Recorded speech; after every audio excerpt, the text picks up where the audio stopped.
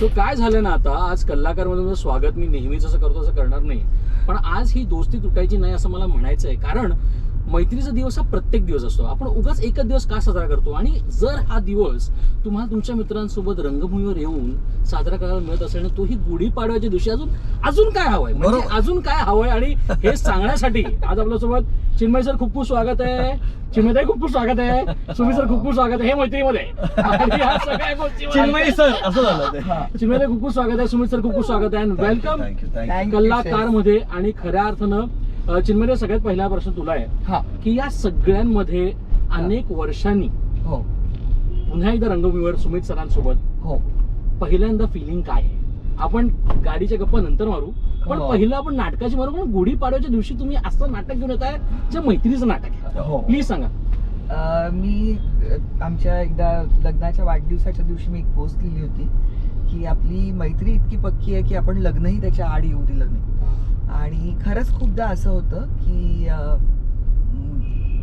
कॉलेजमध्ये किंवा शाळेमध्ये एकत्र असतात, प्रेम होतं, लग्न होतं, आणि त्याच्यानंतर मात्र मग ते नवरा बायको होतात किंवा मग त्या सांसारिक जबाबदाऱ्या म्हण किंवा बाकीच्या बऱ्याच गोष्टी आणि बऱ्याच भूमिका तुम्हाला पार पाडायला लागतात. त्याच्यामध्ये मग ती मैत्री हरवून जाते. आमच्या दोघांच्या बाबतीमध्ये असं आहे की ती मैत्री आम्ही कायम राखली आहे. म्हणजे आम्ही त्याच्यासाठी विशेष प्रयत्न केले की नाही माहिती नाही, पण ती राहिली आमची मैत्री. त्याच्यामुळे इतकं छान वाटतं की त्याच्याशीच संबंधित असेल असं एक नाटक करायला मिळालं. आणि खूप दिवसांपासून इच्छा होती की दोघांनी परत एकत्र काम करावं आणि ते रंगभूमीवरच असावं.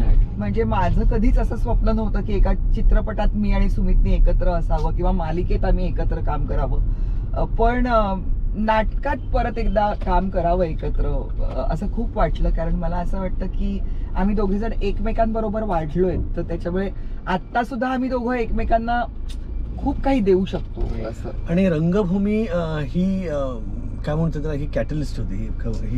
हिचा रोल फार महत्वाचा होता आमच्या दोघांच्या आयुष्यात.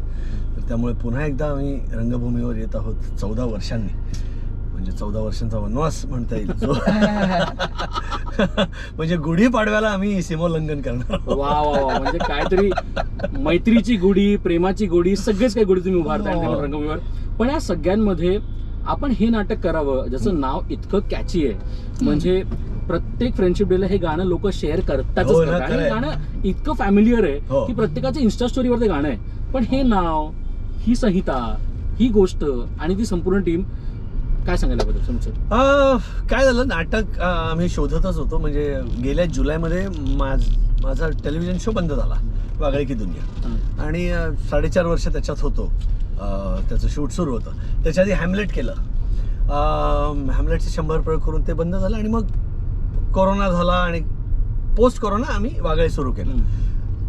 पण म्हणतात ना की ती ओढ कायम होती, किंबहुना ती वाढली जेव्हा तुम्ही एखाद्या गोष्टीपासून लांब जाता. तर ते झालं, रंगभूमीपासून लांब होतो. चिन्मयने तरी मधल्या काळामध्ये अस्तित्व केलं भरत बरोबर. पण मी फार आसुसलो होतो. म्हणजे मला उत्कंठा लागून होती की कधी एकदा मी पुन्हा एकदा रंगभूमीवर पाऊल ठेवतोय. आणि मग ही संहिता आली आणि आम्हाला दोघांनी एकत्र काम करायचंच होतं. जो लेखक आहे ओमकार गोखले, तो त्याच्याकडनं अशी बातमी आली होती. खरं तर नाही, कोणाकडनं, प्रणीतकडनं बहुतेक असं आलं होतं की एक संहिता आहे, तर वाचायला आवडेल का? शुभंकर एक बोटे पण म्हणाला होता. शुभंकरनी मला ऍक्च्युली शुभंकरनी विचारलं होतं. मी तोडी मिल फॅन्टसीला गेले होते, तेव्हा तो मला म्हणाला की ताई असं असं एक नाटक आहे, माझी खूप इच्छा आहे की मला आणि अमृताला एकत्र नाटक करायचं आणि त्याच्यात ते तुम्हाला पिच करायचं आहे मला नाटक. तर म्हटलं ठीक आहे. आणि मध्यंतरीच्या काळात ऐकत खूप होतो रे, पण असं ना मारून मुटकून एकत्र काम करायचं नव्हतं आणि उगाच करायचं म्हणून नाटकही करायचं नव्हतं. तर ही संहिता आली, वाचलं. आणि ओमकार बरोबर हॅमलेट मध्ये काम केलं होतं. आणि ओमकार उत्तमच लेखक आहे, उत्तम लिहितो तो. आता थांबायचं नाही, या चित्रपटासाठी त्याला पुरस्कार पण मिळतात. तर त्यांनी ही संहिता वाचली आणि असं ते म्हणतात ना की ट्यूब पेटली, पण हेच आहे ते. आणि त्याचं टायटल इतकं गोड आहे की ही दोस्ती तुटायची नाही. तर म्हटलं टायटल पासूनच सगळंच आवडत गेलं. आणि त्याच्यातले आमचे रोल्स पण खूप गोड आहेत, खूप साजेसे आहेत, आमच्या वयाला साजेसे आहेत. काही वय वाढवून किंवा वय कमी करून आम्हाला काही त्याच्यात करायचं नाही. वय कमी करून खरं तर आहे, पण ती गंमत आहे. ती गंमत आहे. हा, तर तुम्ही बघितलंच असेल पोस्टरवर आम्ही शाळेच्या युनिफॉर्म मध्ये आहोत. तर नॉस्टॅल्जिया बरा होता ना चिन्हताई? अरे नॉस्टॅल्जिया म्हणजे मी तुला खरं सांगू का, सुमित ची फॅमिली जी आहे, आमचे मित्र जितके आमच्या जवळचे आहेत तितकेच सुमितचे कझिन्स, माझे कझिन्स हे खूप आम्ही सगळे असे क्लोजनिट आहोत एकदम. तर सारखे ना ह्यांचे किस्से ऐकून ऐकून प्रत्येक सुट्टीमध्ये मला असं वाटायचं की ह्याच्या बालपणापासून मी ह्याला ओळखतेच. खरं तर म्हणजे आमचं कॉलेज संपल्यानंतर आम्ही नाटकामध्ये एकत्र काम करायला लागलो. तर मला असं खूपदा असं वाटायचं की सुमित काय मस्त आपली मैत्री आणि इतके आपण घडलोय एकत्र, खरंच आपण शाळेपासून भेटलेलं असतो तर किती मजा आली असती असं मला कधी कधी वाटायचं. तर ते मला वाटतं की ती माझी एवढी इच्छाशक्ती जबरदस्त होते की ते आता मला इथे करायला मिळालंय की शाळेपासून एकत्र. पण भारी ही गोष्ट आहे ना की आता आपण नाटकाच्या गप्पा मारतोच आहे, पण आता ना गाडीच्या गप्पा मारतो. आणि काय विले पार्लेमध्ये आपण फिरतोय, या रस्त्याच्या पण गप्पा होतील, दिनार नाट्यगृह पण आहे, सगळंच काय. म्हणजे लोक म्हणतात ना इकडे जन्माला आलेला मुलगा हा 15वी नंतरच बाहेर पडतो विले पार्लेचा. अरे हो, पण माझ्या दोन्ही मुलांनी असं, नीरजनी तर खरंच असं केलं. तो 12वी पर्यंत म्हणजे त्यांनी सायन्स घेतलं कारण साठे कॉलेजमध्ये चांगलं सायन्स आहे, तर साठे कॉलेजमध्येच जायचं मला 11वी 12वी. बरोबर. म्हणजे तो नंतर जो गेला तो एकदम जय हिंदला गेला.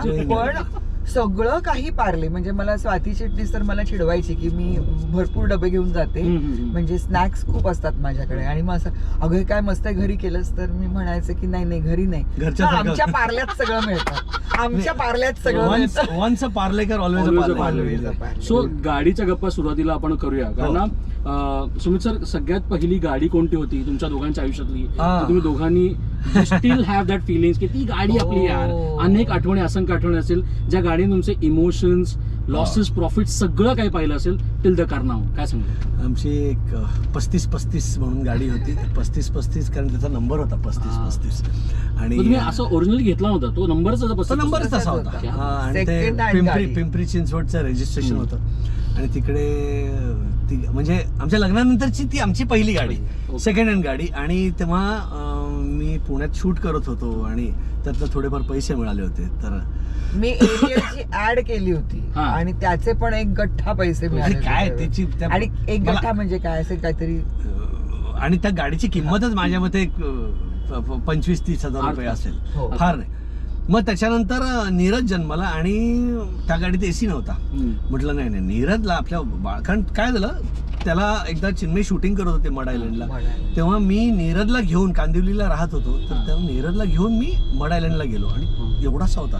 नीरजला बाजूच्या सीटवर असं झोपवला होता आणि गेलो. आणि त्याला फक्त छोट्या चड्डीत त्याला झोपवलं होतं आणि खाली त्याची गोधडी होती.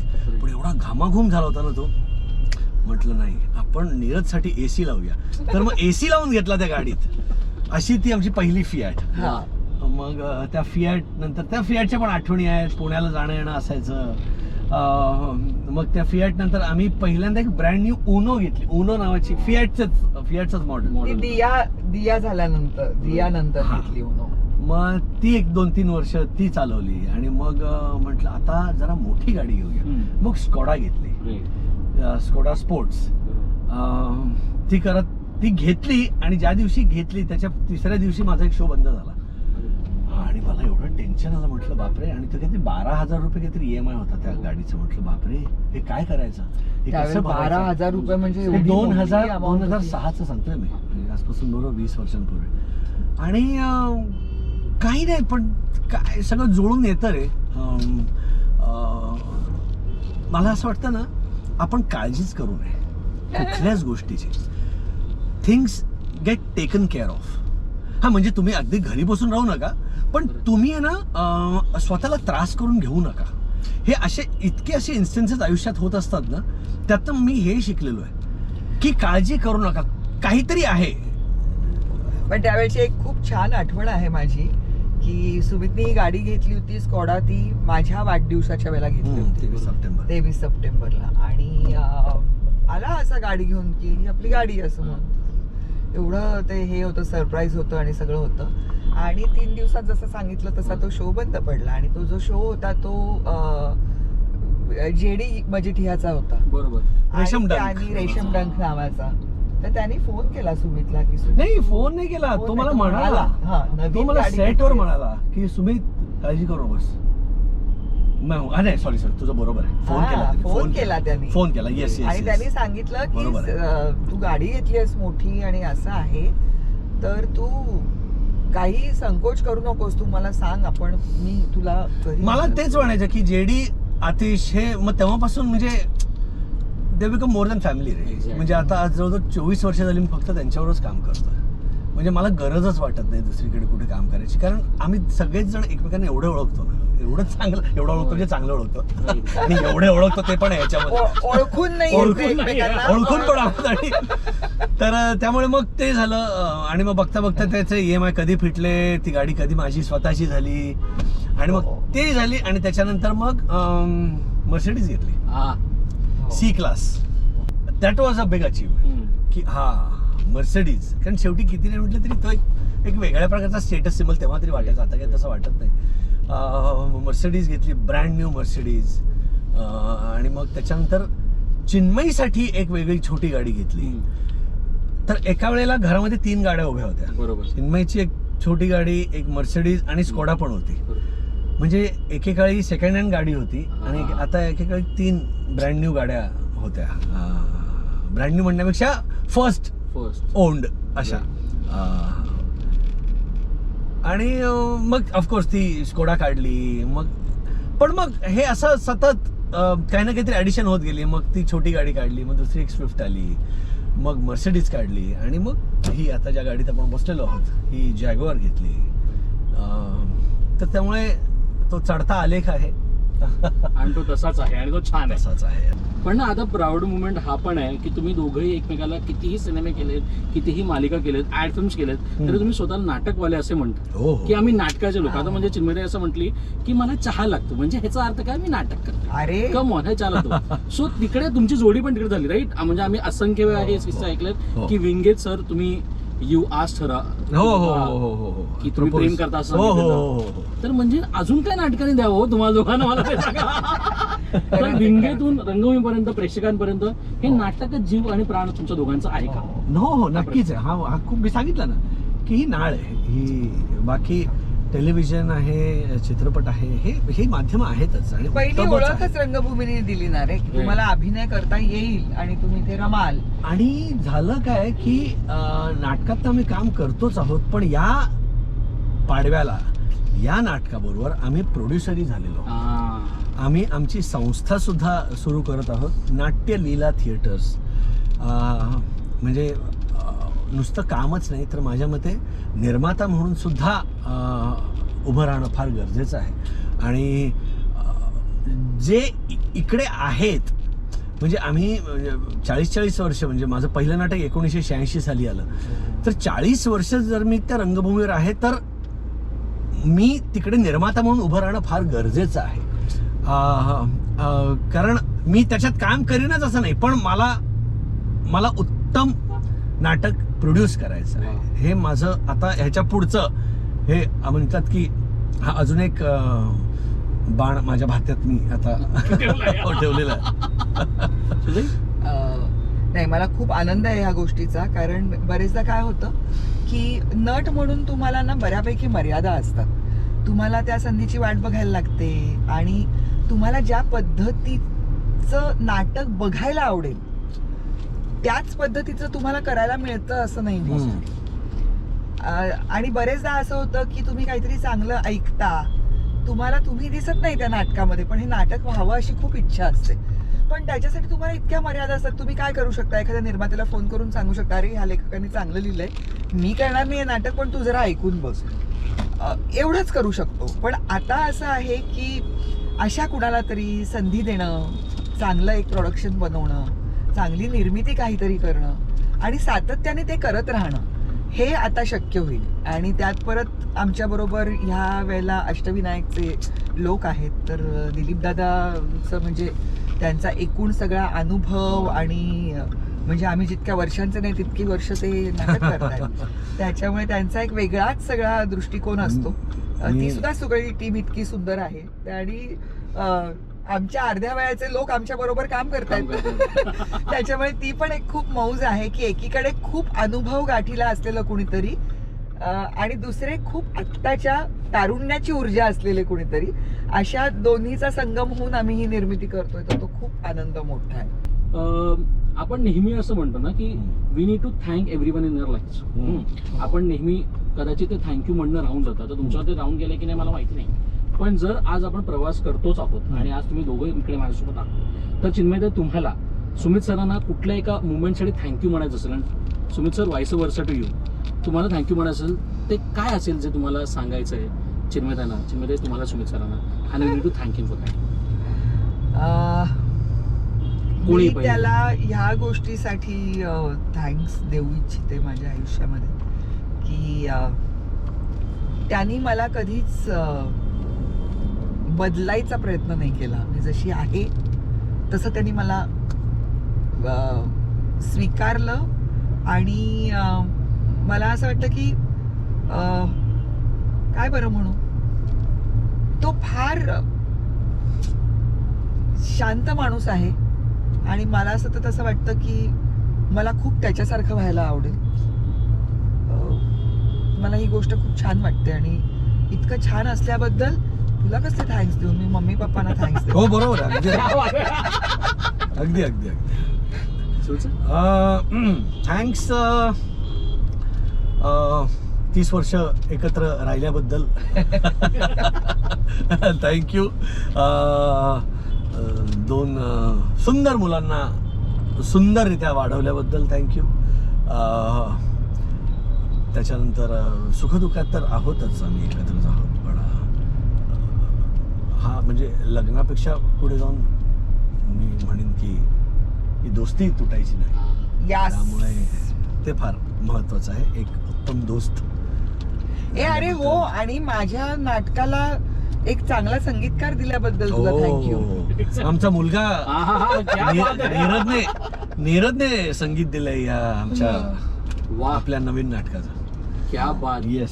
आणि आमचं या सगळ्या काळामध्ये आम्ही अजिबात घरात नाही आहोत, मी आणि सुमित, आणि घरामध्ये इतक्या गोष्टी चालू आहेत असंख्य की आमच्याकडे सध्या कामाला कोणी नाही. आमची 4 बाळं आहेत 4 पायांची, ते सगळं एका हाती आमची दिया सांभाळ. हो, हे बघा, बाहेर जाऊन काम करणं नाही माझ्यामध्ये सोपं आहे.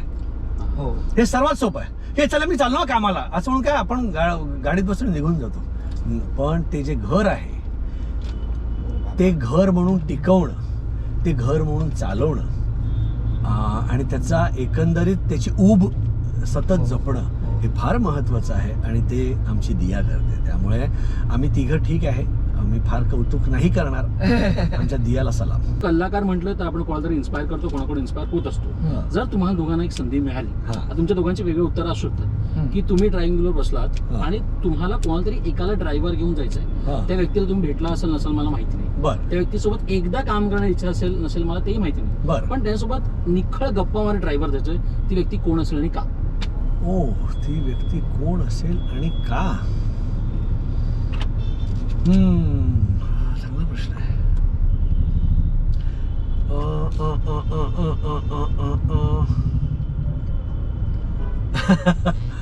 ती व्यक्ती म्हणजे माझ्यासाठी मला रतन टाटांना ड्रायव्हर घेऊन जायला आवडलं असतं आणि त्यांच्याकडनं एकंदर मूल्य आयुष्याचे की इतकं, म्हणजे आता हे जे आपण झाड बघतोय असेच आहेत की हे इतके कसे वाढलेत आणि इतकी कशी काय सावली त्यांनी निस्वार्थपणे दिली, इतकं कसं काय प्रेम त्यांनी दिलं, हे मला त्यांच्याकडनं जाणून घ्यायला आवडेल. आणि माझ्यासाठी रतन टाटा हे खूप खूप मोठं म्हणजे खूप इन्स्पायरिंग आहे. Yes yes. तुम्हाला? मला ना भारती मावशी बरोबर जायला आवडेल, भारती आचरेकर बरोबर. ह्याची 2 कारणं. मला ड्रायव्हिंग येत नाही आणि भारती मावशी भन्नाट गाडी चालवते. ती ट्रक किंवा बसही चालवू शकते असा तिचा रुतबा आहे. आणि तिच्या लेखी तिने हे मला खूपदा सांगितलं की माझ्यासारखी बेस्ट ड्रायव्हर जगात कुणी नाही, असं तिचं म्हणणं आहे. तर त्याच्यामुळे तिच्याबरोबर मला जायला आवडेल. आणि ती बरोबर असली की एकतर गप्पांचा धबधबा, तिचा इतका अनुभव, आणि ती माणिक वर्मांची मला गाणी ऐकवेल जे भारती मावशीच्या खूप मागे लागते मी सारखी. आणि त्याच्यामुळे ती कुठेही गायली की ती मला एक व्हिडिओ पाठवते, बघ मम्मीचं गाणं गायले मी, हे बघ तुझ्यासाठी, असं म्हणून. त्याच्यामुळे मला असं वाटतं की आत्ता मला भारती मावशी बरोबर ड्राईव्हला जायला नक्की आवडेल. थँक्यू सो मच आमची गप्पा मारल्याबद्दल Sumit sir. Thank you. Thank you so much, खूप शुभेच्छा.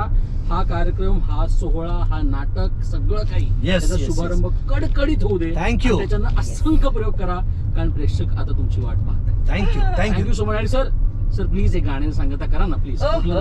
Come on. येस, माझा जुक बॉक्स. कुठलं गाणं असं तुम्ही त्यांच्या एकदम हे केलं ते हातगार खाली आला तुम्ही? ते बरसात की रात पण त्याच्यापेक्षा हे म्हणूया ना आपण अरे जीवाहून प्यारा रे तूच महा यारा, तुझ्यावरचे वार दोस्ता झेलीन मी.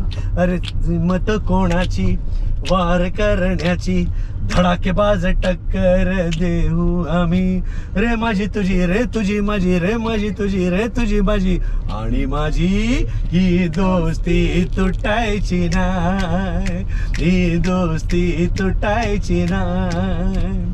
तुटेल का रे, सुटेल का रे हात दोस्तीचा, नाही नाही नाही नाही नाही नाही नाही नाही. तुटेल का रे वादा यारा, नाही नाही नाही नाही नाही. ही दोस्ती तुटायची नाही, ही दोस्ती तुटायची. धिन ताक धिन ताक धिन ताक. हो Let's back up.